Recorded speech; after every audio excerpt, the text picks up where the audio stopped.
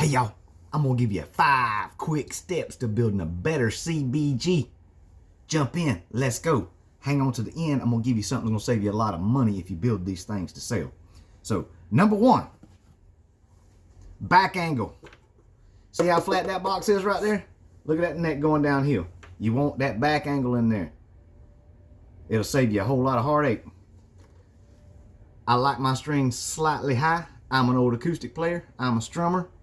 I like it slightly high. I'm not a shredder. I can play a little bit, but I don't like those things sitting down on the strings. And if you're a beginner at this, if you get this back angle right, you're not going to have near the string buzz. And you won't be chasing stuff. You remember the old Cohiba box?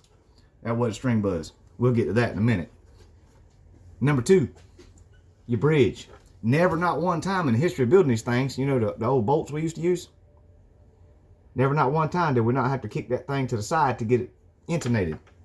So, instead of using bolts, I'll use a piece of old hardwood that comes off a neck blank, and I put a jumbo fret in there.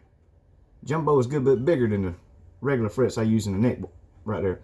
But that jumbo fret is at an angle, which allows me to move this thing just slightly to intonate it, not have to pull it back and forth. So crazy.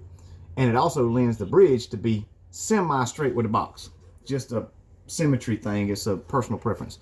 You can still use the bolt. You can still use a straight bridge piece there, but it's always going to end up at an angle, slightly, at least slightly. And this goes along with number 2, but this is number 3, and I'm going to go over the bridge again one more time, because the nut, the back angle, and the bridge all work together. This is where you're going to get your string height from. Okay? So your nut, when you put that in there, now this is a piece of hardwood, again, a piece of cutoff from the neck blank. You can use an actual nut, you can use a 0 fret, but the same thing applies. You want to groove these in to where it's low enough to get you good string height there, your action, at your first fret, so you don't pull your guitar out of tune. So it's got to be low enough that you're going to stay in tune when you fret that. But along with this comes your string break. Let's see. You see how from your nut to your tuners you got string break? You got to have string break there. Got to. It won't tune. Same thing down here at your bridge. Your bridge is sitting here. Your tailpiece, whether it's a tailpiece like this, a hinge, or a neck through, the old school way.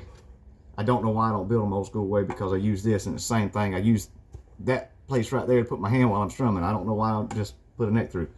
But that right there has got string break too. If you're not breaking here and you're not breaking here, you're going to be chasing that thing to try to tune it. You got to get the string break in there. So that's number 3, right? Number 4 is your tuners. Bro, you got to have good tuners. CB Giddy got some good tuners, and they're not expensive. You can get a pack of these things for like $6, okay? So, tuners, that's an open tuner. That's a closed tuner. But you see how that thing's got a little button on the side? That button is where that little cog sits. And you remember that video I made a few days ago?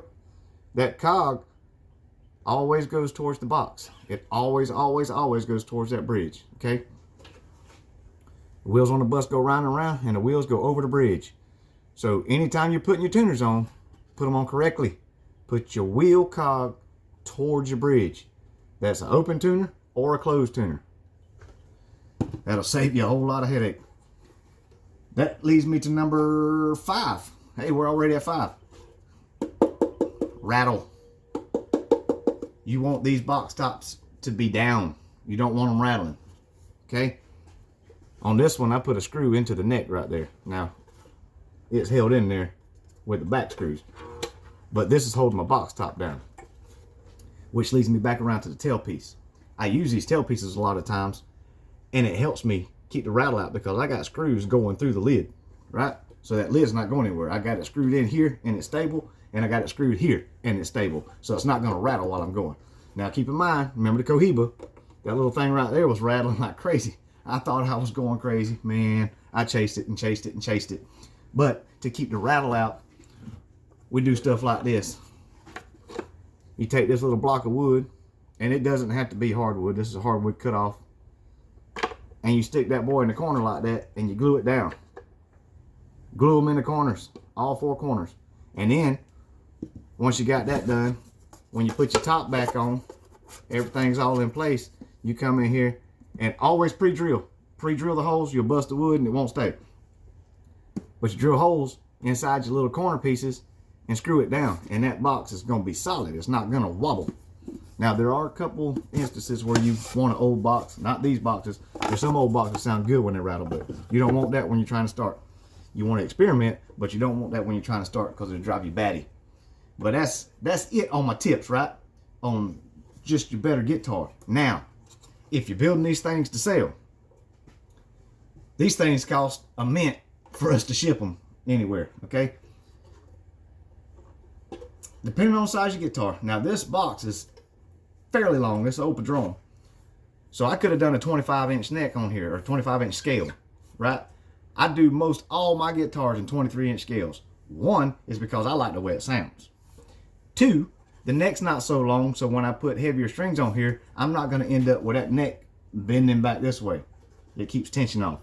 That's also the reason why I use E a lot of the times. Now, I've done the D tuning, I've done G tuning, all that weirdness, but E is what I like, okay?